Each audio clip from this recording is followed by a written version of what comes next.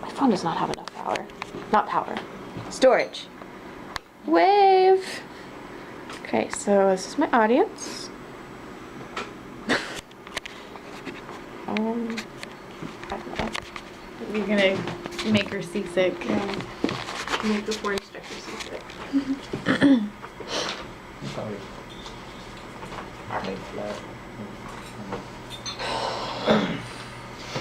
Okay.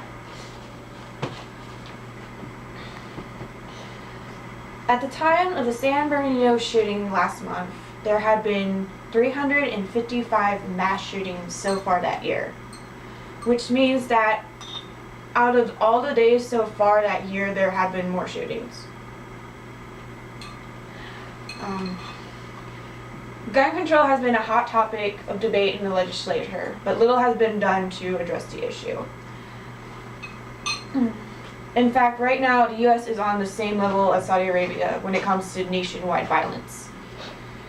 And while it's equally as hot topic as white cops shooting down African Americans, it shouldn't be an issue of whether you're white, black, yellow, green, blue, or whatever race you are, because it's affecting everybody.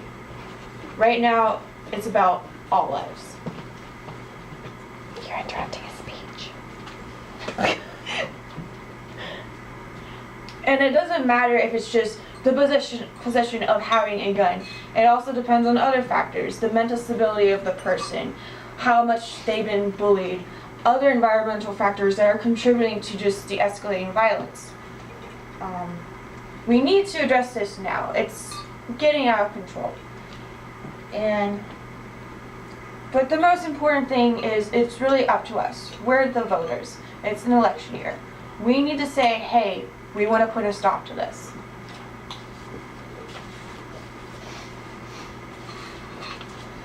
In a Gallup poll conducted in October 2015, 55% of Americans interviewed would say they would support stricter gun control laws. In fact, 87% favor a universal background check for all gun purchases nationwide. Right now, there's no national system to do background checks for gun sales. It varies from state to state, and that's where everything gets really confusing. However, only 53% say that even by increasing having stricter regulations, it wouldn't do much effect. It would have little or no effect on gun violence.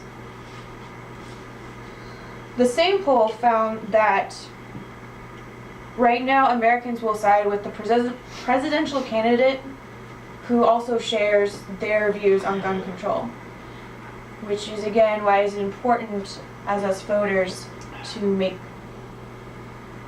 to say, hey, I want this to be done for gun control.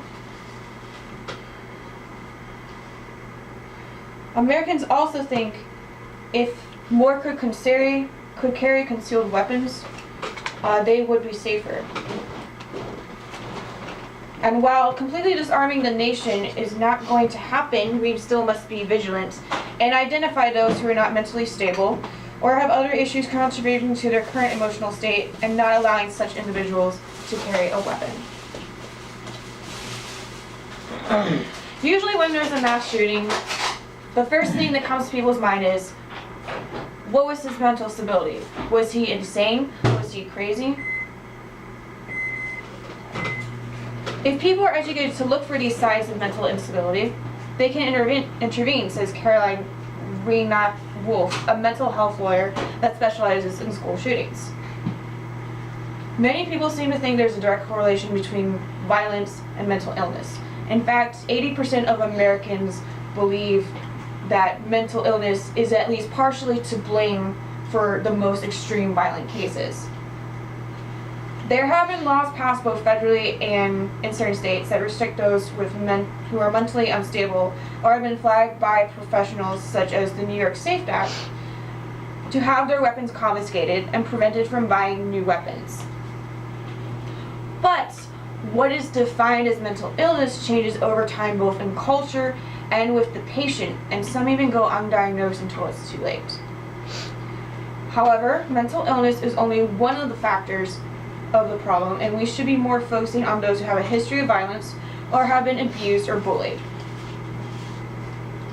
Bullying is a huge problem, whether it's face-to-face or online. Children that feel threatened are twice as likely to bring a weapon to school, and that could be a gun or a knife or even a pair of scissors.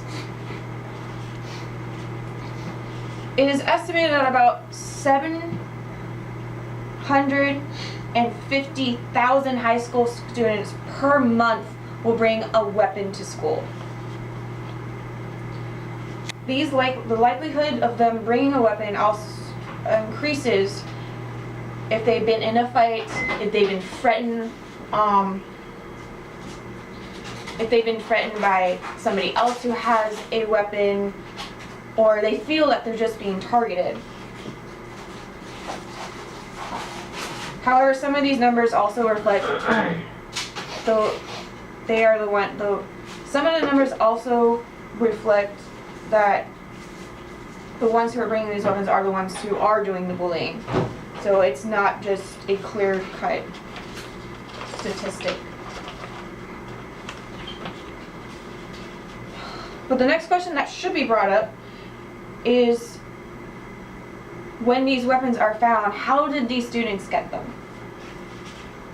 Most people, including cops, assume that criminals are using stolen weapons. But according to the Bureau of Alcohol, Tobacco, and Firearms, only about 10 to 15% of all guns used in a crime are stolen. In fact, that other 85% is them getting it legally. Because criminals want weapons now, they use what is called a straw purchase. In a straw purchase, one person selects the weapon, while the second person pays for it and provides documentation to own that gun.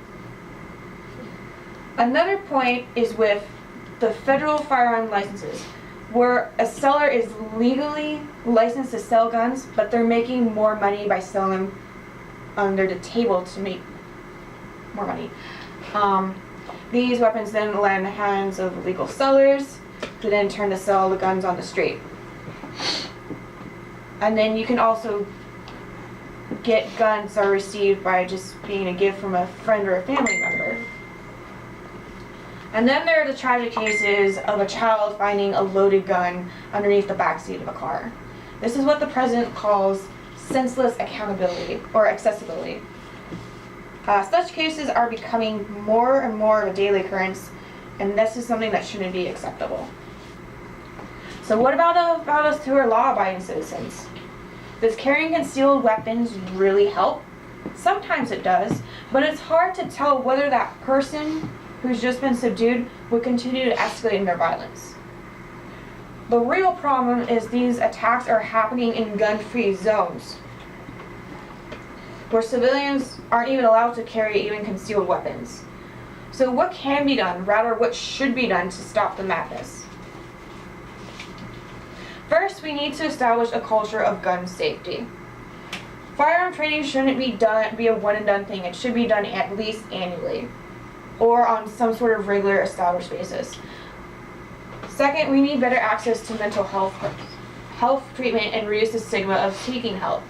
Third, we need to be careful about how much violence our children are exposed to, and if we believe they are being bullied, we need to report it. Fourth, we need to tell our representatives and our senators that we want better regulation. Close the loopholes in background checks. Reinstate the ban on assault weapons. Find the underlying causes of escalating violence and fix it. And finally, allow the CDC to study the issue that is becoming a growing issue to our public health safety. Right now, it is illegal for the CDC to investigate or get involved with gun incidents because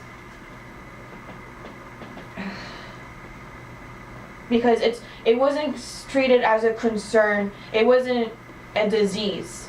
It wasn't something that we can catch. But it's the number one thing that can kill us. In fact, we are more likely to die prematurely from a bullet than in a car accident.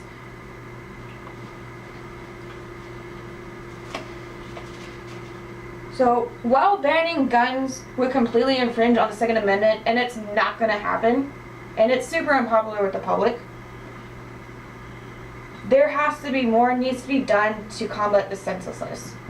It won't be an easy fix, and it may take even years for any change in regulation to be effective.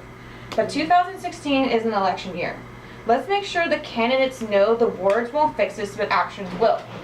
This isn't a fight over race or religion, but for all lives. We know where problem spots are, and there are ways to correct them, but we need to act whether it's at home, at work, or at the polls. Let it be known that we will not let this attack on American civilians to continue anymore.